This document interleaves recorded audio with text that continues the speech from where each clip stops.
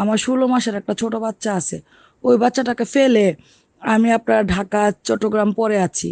একটা মানুষ আমার বাসায় খবর নেয় না যে আমার ছোট 3টা বাচ্চা কি খায়, বাচ্চাগুলা কি করে, বাসায় কে আছে না আছে, বাজার আছে কিনা। একটা মানুষ ফোন দিয়ে পর্যন্ত খবর নেয় না। তাতেও কোনো দুঃখ নাই। দল করছি, কখনোই ভালো জায়গায় রাখিনি। হিংসা, বিদ্বেষ, জেলাস, এভাবে তাকানো, বাঁকা করে তাকানো না, তারা এইভাবেই তাকাইছে। কেন তাকাইছে সেটাও বুঝি। দেখতে যথেষ্ট সুন্দরী, ওই বিস্তৃত আর না। হ্যাঁ, কোন নেতা কোন দৃষ্টিতে তাকাইছে? কখনোই বোনের সম্মান দেয়নি, কখনোই মেয়ের সম্মান দেয়নি।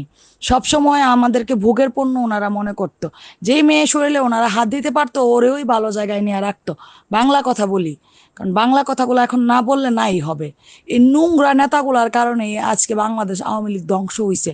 শুধু ইউনিয়ন লেভেল, উপজেলা লেভেল, জেলা পর্যায়ে না, সেন্ট্রাল পর্যন্ত আজকে কত নোংরা নোংরা খবর আসতেছে।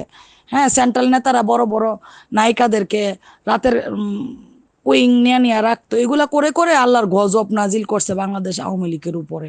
আর ব্রাহ্মণবাড়িয়া জেলার মধ্যেও আমাদের অনেক নেতাদের সান্নিধ্যে অনেকেই ছিল, যারা ছিল তাদের উপরে কোনো রকম প্রবলেম হয়নি।